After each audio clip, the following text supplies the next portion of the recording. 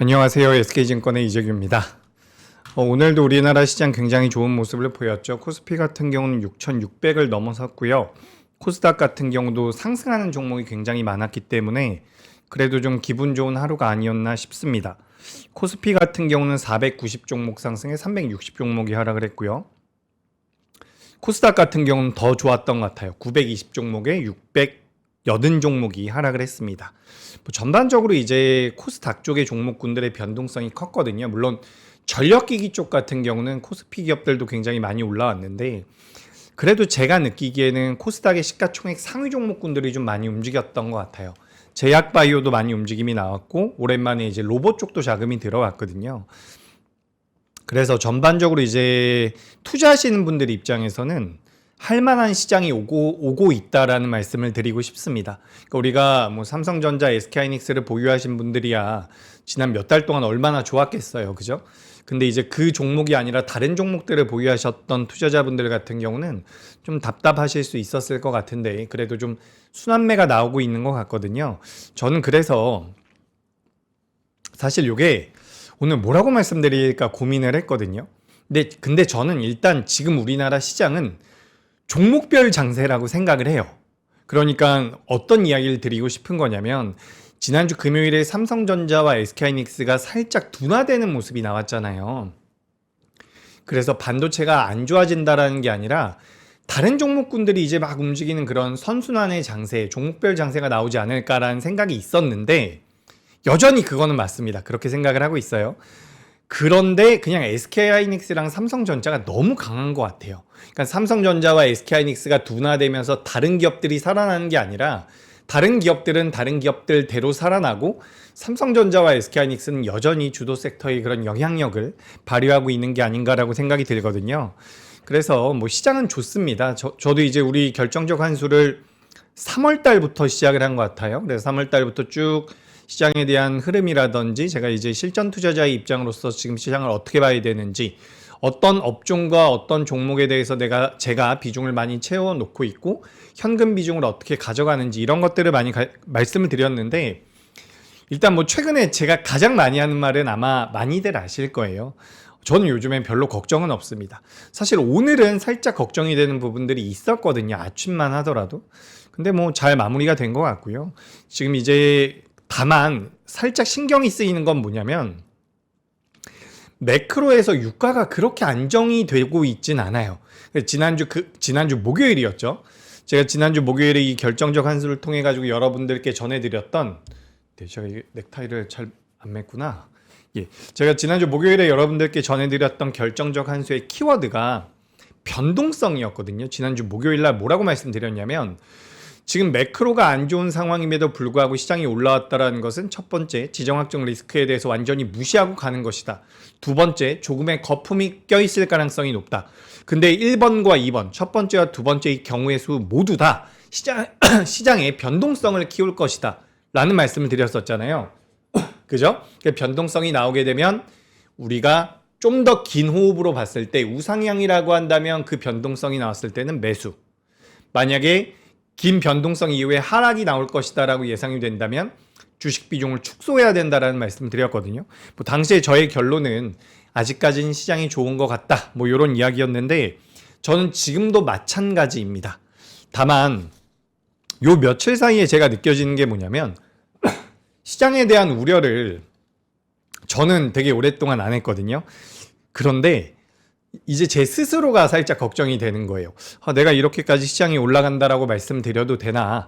걱정 안 해도 된다라고 말씀드려도 되나? 이런 생각이 좀 들어가지고 만약에 지금 내가 주식 비중이 아예 없다라고 한다면 당연히 매수의 관점이 맞다라고 보여집니다.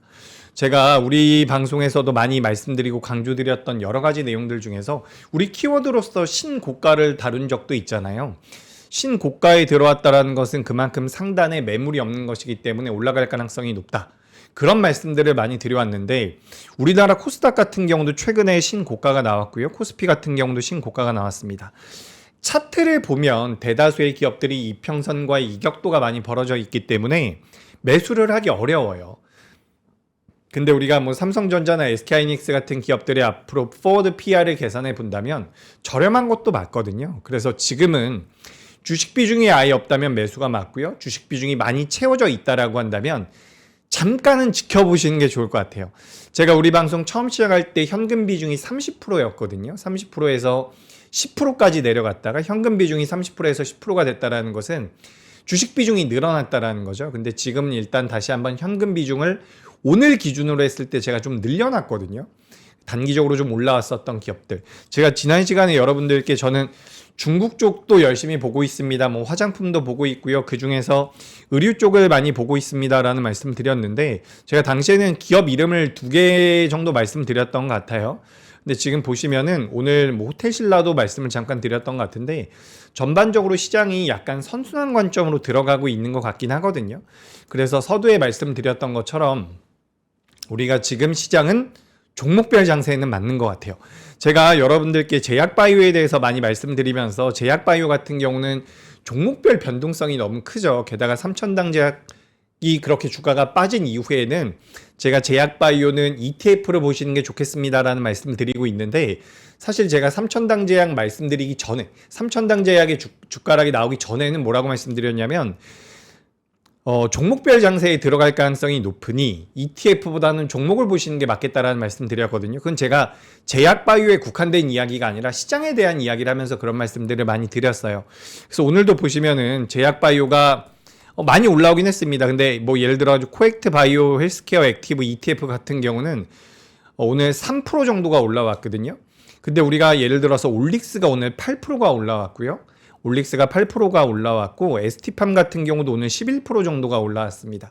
그러니까 원래 우리가 기본적으로 이거는 제가 여러분들께 잘못 알고 계신다라고 하는 게 아니라 뭐 지금 그게 적합하지 않다라고 말씀드리는 게 아니라 저의 경험을 말씀을 드려보자면 원래 ETF보다는 종목들을 이게 뭐 당연한 이야기네요. 하려다 보니까 종목들의 수익률이 원래 더 좋은 게 맞아요. 근데 최근에는 작년부터 올해까지는 뭐 코스피 ETF를 매수한 분들이 수익률이 엄청나게 잘 나왔잖아요. 삼성전자와 SK하이닉스가 많이 올라왔으니까.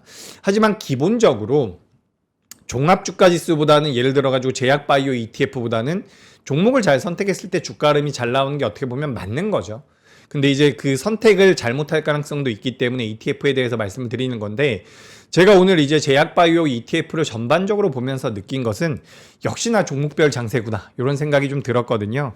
그래서 여러분들께도 말씀드리는 것은 내가 주식 투자에 시간을 많이 배분할 수 있고 연구를 많이 할 수 있다라고 한다면 전 종목별로 한번 공부를 해보시는 것도 좋을 것 같아요. 하지만 내가 그럴 여건이 안 된다라고 한다면 그때는 ETF라는 것도 여전히 답이 될 수 있다라는 말씀을 드리고 싶습니다. 그죠? 제가 오늘도 뭐 쉬지 않고 또 말을 한 6분 정도 하고 있는데 제가 지난 주말에 우리 3프로 시청자이신가 봐요. 저를 이제 알아보시더라고요. 길가에서. 제가 굉장히 열심히 해야겠다. 여러분들께 정말 좋은 내용을 전달드려야겠다. 이런 생각을 주말 내내 좀 했습니다. 그래서 오늘도 제가 조금이라도 도움이 되고자 하는 내용들을 준비를 해왔으니까 집중을 해서 한번 들어주시면 좋을 것 같고요. 제가 오늘은 여러분들께 결정적 한 수의 키워드를 조금 이제 전문가답지 않을 수 있어요. 기세라고 좀 준비를 해봤거든요.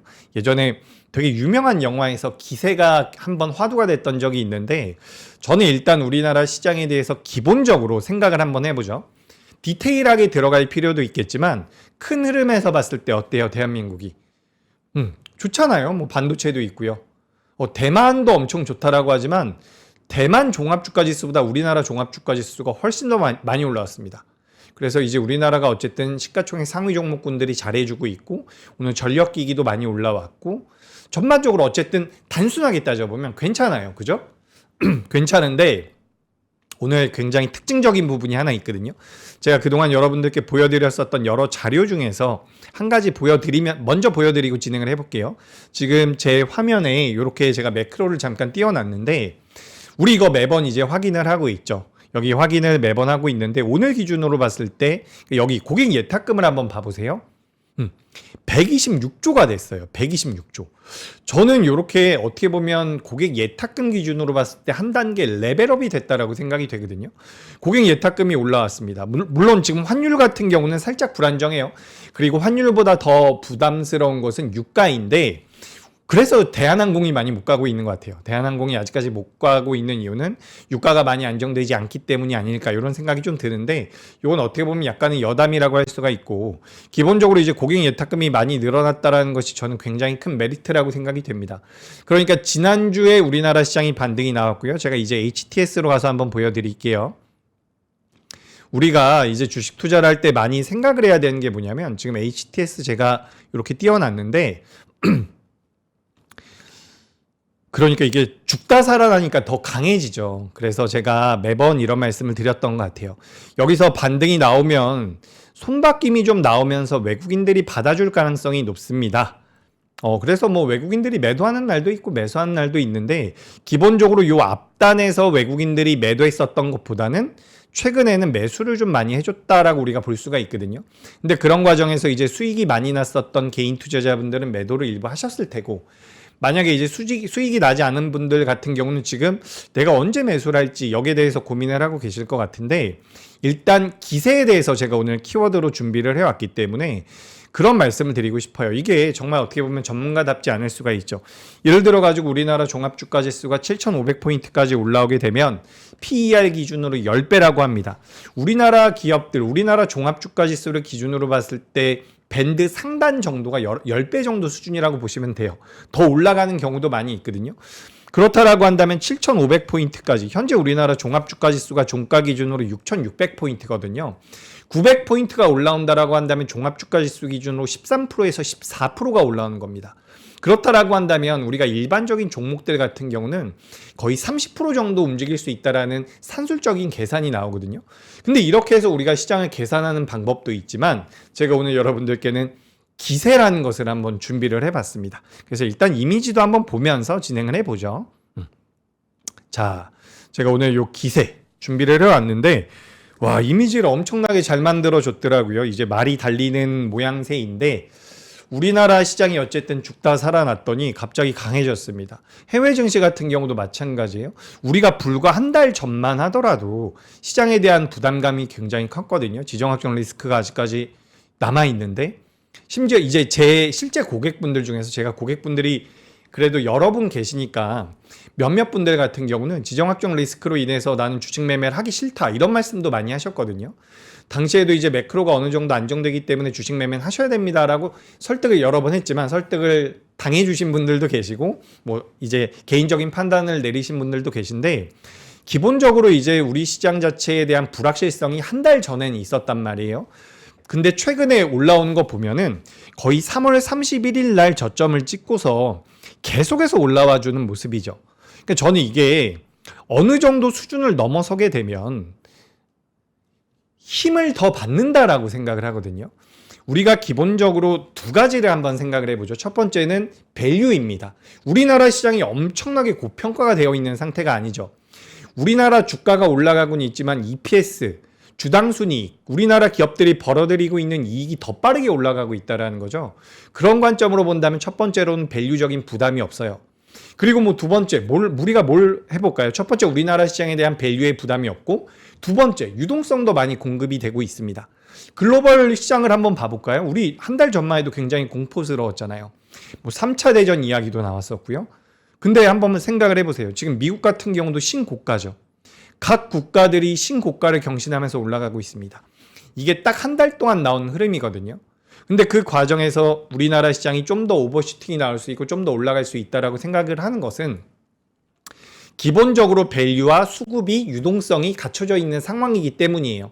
근데 여기서 제가 오늘 왜 기세라는 것을 전문가답지 않게 이렇게 좀 뜬구름 잡는 식으로 준비를 했냐면 지금 시장에 대해서 이렇게 생각하는 분들이 계세요. 지금 주가가 단기적으로 많이 올라왔으니까 종목과 이동평균선 간의 이격도가 많이 벌어졌으니까 나는 다음에 주식 매매를 해야지. 내가 좀 밀려 내려왔을 때 주식 매매를 해야지라고 생각을 할 수가 있는데 제가 요거 한번 차트 보여주세요. 제가 요 차트 보면서 차트에다가 그려서 한번 설명을 드리고 싶어요.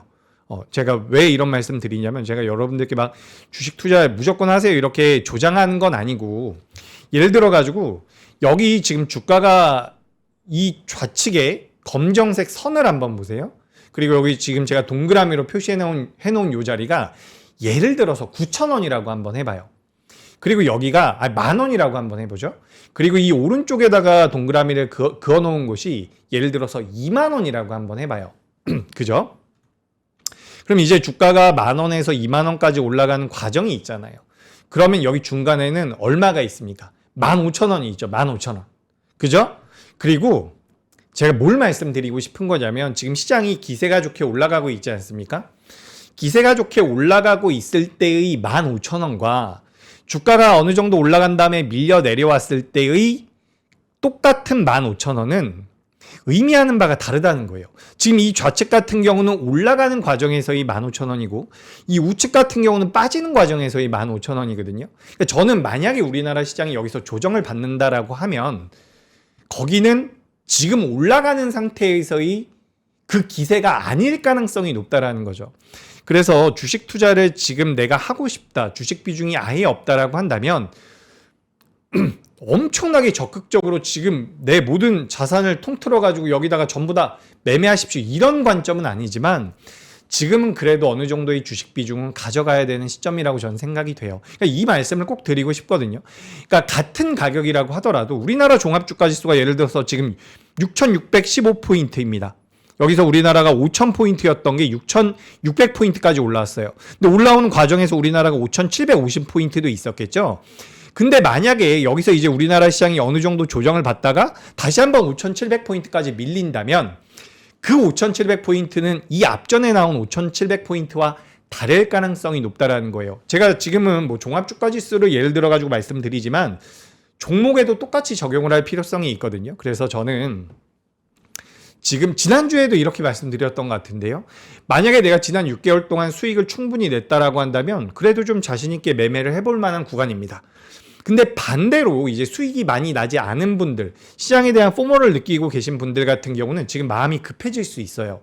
근데 그런 분들은 아쉽지만 리스크 관리는 반드시 필요하다라는 말씀을 드리고 싶고, 다만 리스크 관리를 하는 와중에도 우리나라 시장의 기세 자체가 살아있는 상태이기 때문에 지금은 시장이 밀리거나 변동성이 커졌을 때는 그래도 주식 비중을 확대할 필요가 있다라는 말씀을 꼭 드리고 싶습니다. 그죠? 그러니까 지금 시장은 어떻게 보면 상식적으로 이격도가 여기서 더 벌어질 수도 있어요, 여러분. 근데 이격도가 벌어진다라는 것에 대한 부담을 느끼지 않아도 된다라고 제가 말씀드리고 싶은 게, 일단 삼성전자와 SK하이닉스의 기본적인 밸류 자체가 굉장히 여력이 남아있다라는 거죠. 오늘 뭐 SK하이닉스 같은 경우는 목표 주가 보유? 중립 레포트도 하나 나왔더라고요. 130만 원짜리로. 근데 기본적으로 시총 상위 종목군들이 그렇게 잘 버텨주고 있고, 여러분들 그 우리나라 전력기기 기업들이 있잖아요. 뭐 효성중공업 같은 경우도 있고요. LS 일렉트릭 같은 경우도 있고요. 차트도 한번 같이 보여주시면 좋을 것 같습니다. 효성중공업하고 뭐 LS 일렉트릭 같은 경우도 보시면 이제 이격이 많이 벌어져서 들어가기가 어렵지만, 여러분들 이 기업들이 1분기 때 실적 그렇게 작년 4분기부터 올해 1분기까지 실적이 그렇게 좋지 않았어요. 그럼에도 불구하고 주가가 올라온다라는 것은 미래에 대한 성장성을 지금 당겨오고 있다는 부분이거든요. 실적이 안 좋았음에도 불구하고 주가가 올라오고 있다는 것은 개선될 가능성에 대해서 베팅을 하고 있는 거죠. 삼성전자와 SK하이닉스가 밸류적인 측면에서의 여력이 남아있고, 뭐 전력기기도 마찬가지고, 뭐 두산에너빌리티는 사실 아직까지는 밸류를 논하기에는 조금 고평가가 되어 있는데, 그 아랫단에 조선주라든지 방산주라든지 은행이라든지 증권이라든지, 오늘도 증권주들 많이 움직였잖아요. 그죠? 그래서 우리가 지금 생각을 해보면 기업들의 실적이 따라오고 있는 상태이기 때문에 업종들마다 종목군들마다 변동성이 조금 더 오버슈팅이 될 가능성이 높다. 제가 우리나라 기업들이 쇼티지가 나오고 있는 산업군에 많이 포진을 하고 있는 상태에서 유동성이 많이 공급이 되고 있기 때문에 업종별로 그 오버슈팅이 조금씩 나올 수 있다라는 말씀들을 많이 드려왔었죠. 근데 저는 여전히 그런 상태예요. 그렇기 때문에 시장에 대해서는 이 기세 자체가 좀 더 강하게 움직임을 보일 수도 있겠다, 요 말씀을 드리면서 주식 매매를 너무 공격적으로 하신 건 항상 아니에요. 그렇게는 하시면 안 되죠. 그렇게는 하시면 안 되는데 지금은 그래도 시장을 떠날 때는 아니다. 제가 지지난주에도 이런 말씀 많이 드렸어요. 제가 이런 말씀 드렸다라고 하는 게 내가 맞는 말씀을 드렸다라는 그런 관점이 아니라, 제가 회사에서 이렇게 일을 하고 있으면 갑자기 저한테 연락이 와서 요즘에 채권을 어떻게 내가 매매를 할 수 있습니까? 이렇게 여쭤보세요. 지금 여러분 채권이라든지 이런 걸 할 때가 아니라고 제가 말씀을 드리거든요. 근데 그런 문의가 부쩍 늘었어요. 왜냐하면 시장이 많이 올라왔다라고 생각하기 때문에 그런 문의가 온다라고 저는 느껴지거든요. 그렇기 때문에 전 시장이 추가 상방의 여력이 남아있다라고 생각이 되는 거예요. 우리 방송, 제 방송 오랫동안 보신 분들은 아시겠지만 저는 사실 지금 3월 중후반부터 우리나라 시장에 대해서 거의 매수 일변도로 말씀을 드리고 있거든요. 그 전에도 이제 제 방송을 시청하신 분들은 아시겠지만 저는 시장에 대해서 굉장히 좋은 이야기들만 잘 안 해요. 왜냐하면 실제로 여러분 시장이 좋다가 만약에 밀리잖아요. 상승장에서는 대다수의 투자자분들이 수익을 온전히 만듭니다. 근데 상승장에서 내가 100 정도의 수익이 나죠.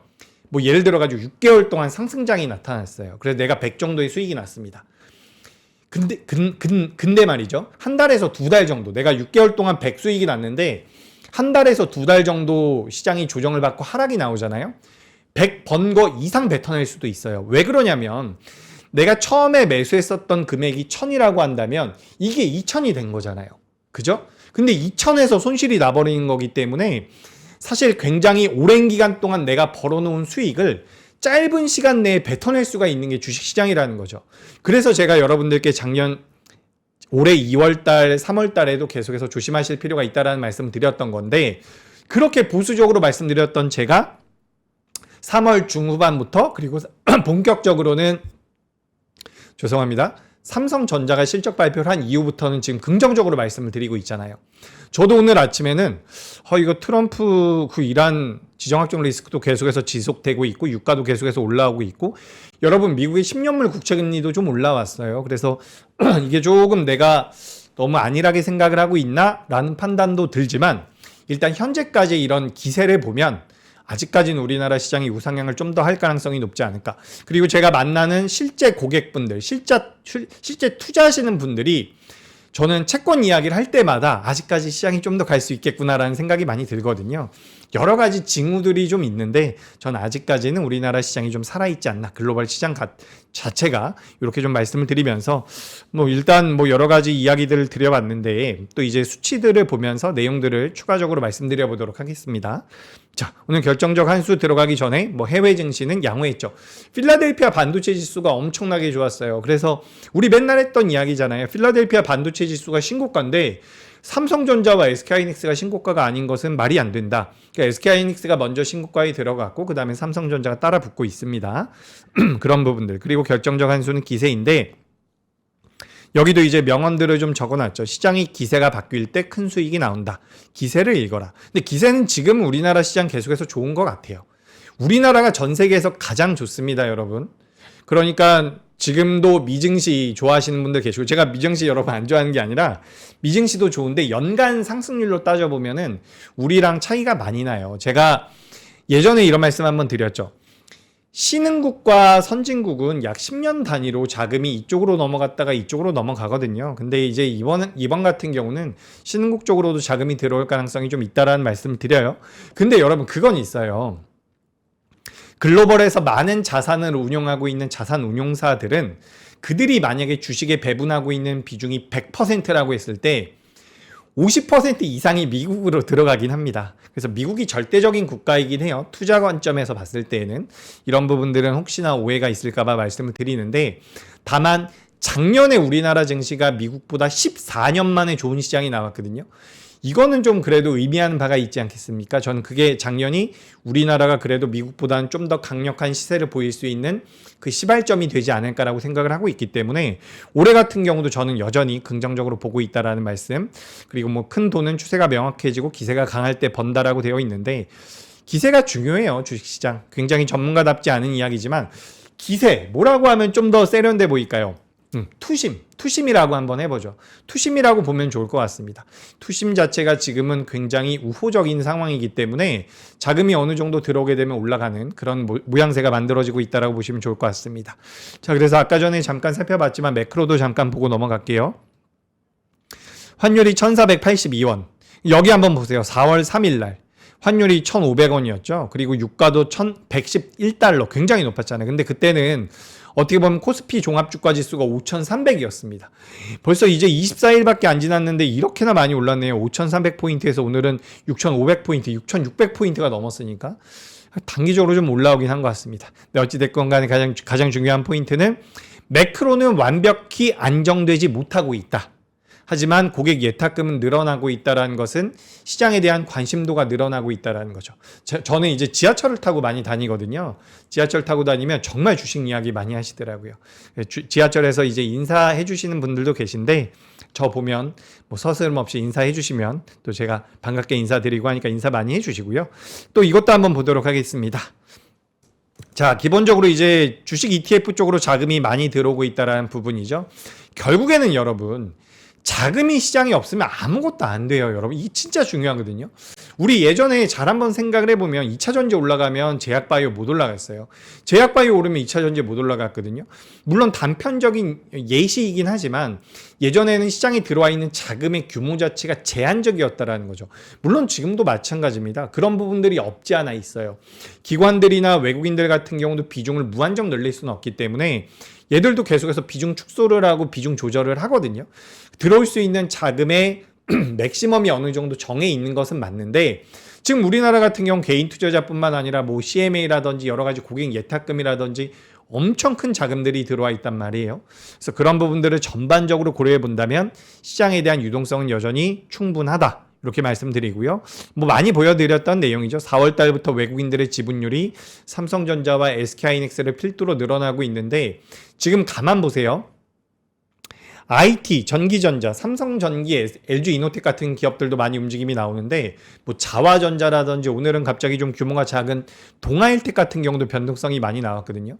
뭐 선익시스템도 말할 것도 없고요. 그러니까 지금 자금 자체가 쭉 퍼지고 있는 거예요.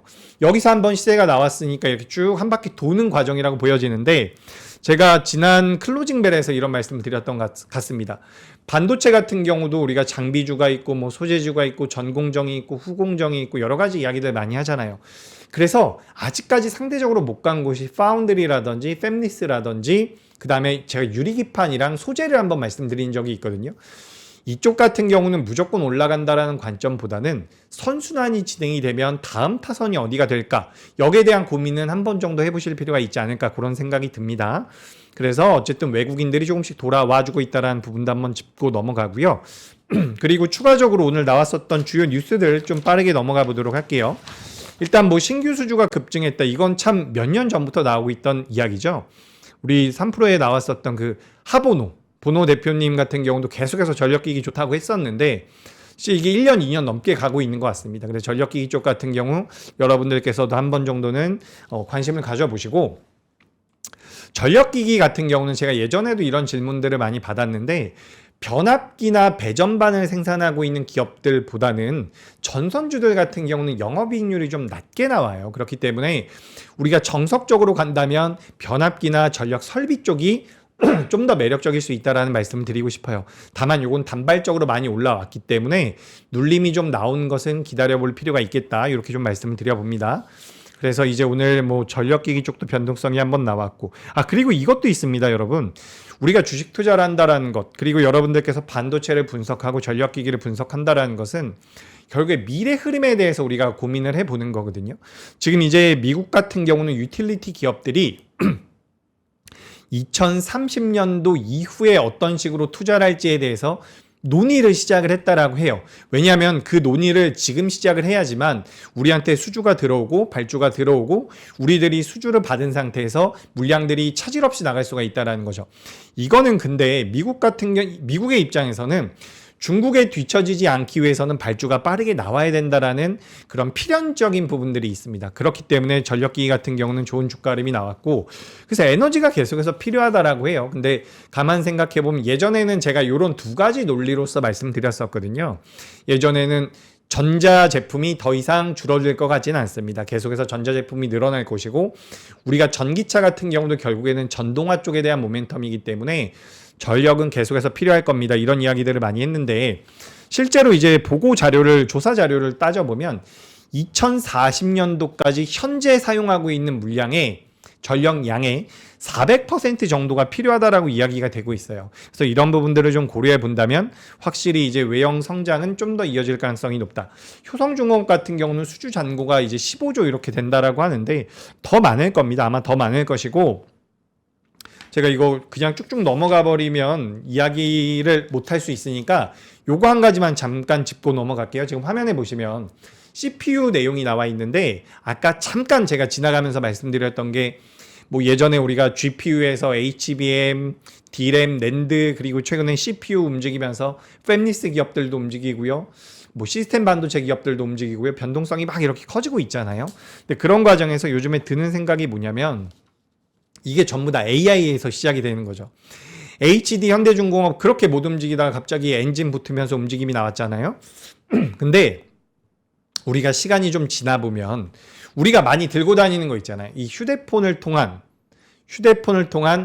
우리가 엔드 디바이스라고도 이야기를 하고, 엣지 디바이스랑 엔드 디바이스는 약간 용어 사용처가 다른데, 우리가 어쨌든 마지막에 AI를 사용할 수 있는 것은 스마트폰이라든지 이런 기기 쪽이 될 가능성이 높다라고 저는 보여지거든요. 그렇기 때문에 우리가 LG 이노텍이라든지 삼성전기가 뭐 FCBJ라는 그런 기판, 패키지 기판이라든지 뭐 카메라 모듈이라든지 MLC 쪽에 대한 모멘텀들을 많이 받아가고 있지만, 저는 그냥 전기 전자 쪽에 대한 전반적인 관심이 필요하다라고 생각이 돼요. 그래서 제가 좀 따져보니까 뭐가 있냐면, 엔비디아라든지 TSMC 같은 최전방에 있는 메모리 반도체 업체라든지 우리가 뭐 설계 업체들이 매출이 나오고 나서 LG전자 말고 LG 이노텍이라든지 뭐 삼성전기라든지 그리고 뭐 스마트폰이라든지 전장이라든지 로봇 단으로 퍼지는 데 있어서 약 6개월에서 9개월 정도의 시차가 있다라고 하더라고요. 최근에 어떻게 보면은 작은 기업들 같은 경우도 변동성이 많이 나오고 있거든요. PCB 이런 거 말고 그 뒤에 뭐 카메라 모듈이라든지 뭐 OIS라든지 이런 스마트폰에 들어가는 부품들이라든지 그 스마트폰에 들어가는 것들은 로봇 쪽과 자동차, 전장 쪽으로 많이 확산이 되고 있는데, 이런 기업들 같은 경우도 변동성이 꽤나 나오고 있더라고요. 그래서 지금 흐름은 AI에서 계속해서 물줄기를 타고 내려오는 것 같다. 그래서 이게 다 끝나게 되면 다시 한번 선순환이 나오면 좋겠죠. 그러면 한 번 더 랠리가 나올 수가 있을 테니까. 근데 지금 우리가 이 다음번에는 어떤 섹터가 움직일지에 대한 공부는 그때그때 좀 필요하지 않을까라고 생각이 돼서 말씀을 좀 드려봅니다. 그리고 이제 그 다음에 말씀드릴 것은 테슬라 옵티머스 로봇을 8월 초에 생산한다. 뭐 이런 내용들이 있는데, 오늘 오랜만에 로봇주들 많이 움직였죠. 오늘 코스닥에 제약바이오와 로봇주들이 많이 움직였거든요. 그래서 2차 전지 같은 경우는 먼저 시세가 한번 나와서 나름대로 버텨주더라고요. 저는 지난주 후반에 2차 전지가 좀 밀리면 2차 전지가 좀 걸리지 않을까라고 생각이 됐는데 나름대로 버텨줬고, 오늘은 제약바이오와 로봇 쪽으로 자금이 들어왔다라고 보시면 좋을 것 같습니다. 제가 그래서 왜 그랬을까 찾아봤더니 이 테슬라 모멘텀도 있지만, 그리고 뭐 삼성전자 노조 이야기들도 좀씩 있더라고요. 근데 이거는 사실 좀 앞서 나간 판단인 것 같기도 하고, 기본적으로 이제 우리가 로봇 산업들이 많이 성장할 수 있다라고 분석이 나왔을 때 가장 먼저 이야기했었던 것이 로봇의 판매 단가가 언제쯤 내려갈 수 있을까. 그래서 이 판매 단가가 내려왔을 때 그 수익성이나 생산성이 일반 사람들을 대체하는 수준이 언제쯤 올까, 이런 것에 대한 분석들이 굉장히 많았거든요. 근데 그런 부분들이 뭐 지금 최근에는 많이 안 나오고 있는데, 그 일본의 화나기라고 하는 기업이 있습니다. 이 기업이 실적이 나왔는데 엄청나게 잘 나왔더라고요. 그래서 로봇 기업들 같은 경우도 이제 실적적인 모멘텀들이 어느 정도는 개선될 가능성이 높지 않을까라는 생각. 다만 실적 시즌에 놓여 있는 기업들 같은 경우는 실적 발표 이후에 접근을 해보시는 게 좋을 것 같고, 또 오늘 로봇 쪽과 제약바이오가 움직이면서 제가 들었던 생각이 뭐냐면, 결국에는 정부의 정책입니다. 지금 우리 국민성장펀드 이야기하고 있잖아요. 이게 제가 알기로는 150조 규모거든요. 정부 그리고 공공기관에서 공공자금이 75조, 나머지는 이제 75조가 민간이라든지 뭐 연기금 쪽에서 마련이 될 것이다라고 이야기가 되고 있는데, 산술적으로 이렇게 큰 금액은 아닐 수도 있어요. 근데 우리가 처음에 나왔었던 내용들이 이렇게 되어 있었기 때문에 코스닥 쪽에 대한 관심도가 좀 높아지지 않았나, 이런 생각이 들고요. 전반적으로 봤을 때 뭐 조정을 많이 받았었던 업종들이기 때문에 여러분들께서도 지금부터 관심이 필요합니다. 근데 참 이게 어려운 것 같아요. 지금 삼성전자나 SK하이닉스가 밀리지 않고 버텨준다라고 한다면 전 제약바이오나 로봇주들이 굉장히 매력적일 거라고 생각이 되거든요. 왜냐하면 투심이 망가지지 않으니까 순환매가 돌면서 변동성을 많이 키울 가능성이 높아 보여요. 근데 만약에 삼성전자와 SK하이닉스가 크게 밀리잖아요. 그러면 로봇과 제약바이오보다는 반도체가 매력적일 가능성이 높다라는 거죠.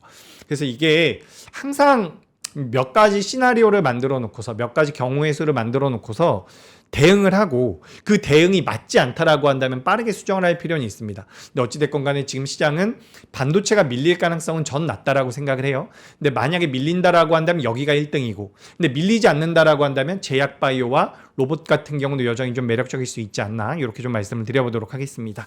그리고 쭉쭉 넘어가고요. 뭐 디램 낸드 쪽에 대한 자료들이니까 한번 보시고요. 제가 이거 지난 시간에도 한번 보여드렸죠. 5월 달은 그렇게 나쁘지 않았다라는 부분 체크하고 넘어가시고 뭐 EPS 그리고 우리나라 이제 신고가 나왔다라는 부분이죠. 6,600포인트 넘은 부분 그리고 영업이익에 대한 부분들 요건 이제 여러분 지난주에 나왔었던 자료이기 때문에 SK하이닉스는 이제 5배가 안 되는 것 같아요. 5배. 그래서 일단 3.8배 이렇게 좀 넘어가고요. 시간이 없으니까 그냥 하도록 하겠습니다. 올해 반도체 3사의 캐펙스는 전년 대비해서 41% 정도 올라온다라고 하는데 요즘에 뭐 소부장 중에선 소재 쪽이 전 눈에 자꾸 들어오더라고요. 주가의 변동성은 좀 둔화되고 있는 것 같은데 몇 개 말씀드려보자면 솔브레인, 동진세미캠, 그리고 BCNC, 월덱스 이런 기업들이 있습니다. 한 번 정도는 체크를 해보시면 좋을 것 같고요. 이건 제가 예전에 준비했었던 자료인데 아마존이에요. 아마존. 근데 2026년도에 캐펙스 가이던스 이렇게 내놨었거든요. 그러니까 결국에는 빅테크들이 월가 예상 가이던스보다 좀 더 많은 캐펙스 투자를 하겠다라는 부분이고 이것도 예전에 나왔었던 내용들인데 이들의 입장에서 보세요. 마이크로소프트와 메타와 알파벳과 아마존 같은 경우는 돈이 굉장히 많은 회사들입니다. 그러니까 이런 회사들 같은 경우에 돈이 많다라고 해야 되나요? 돈이 많은 회사도 있고 어쨌든 현재 이 시점에서 이 AI에 대한 패권을 놓쳐서는 안 되는 기업들이거든요.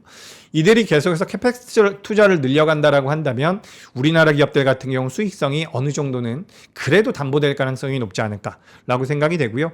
요즘에 이제 화장품주들도 많이 올라오죠. 지난주에 보여드렸던 자료인데 2024년도에는 중국, 그때까지는 중국에 대한 매출이 많았고 작년 같은 경우는 미국, 올해 같은 경우는 유럽 쪽에서 가파르게 치고 올라오고 있더라고요.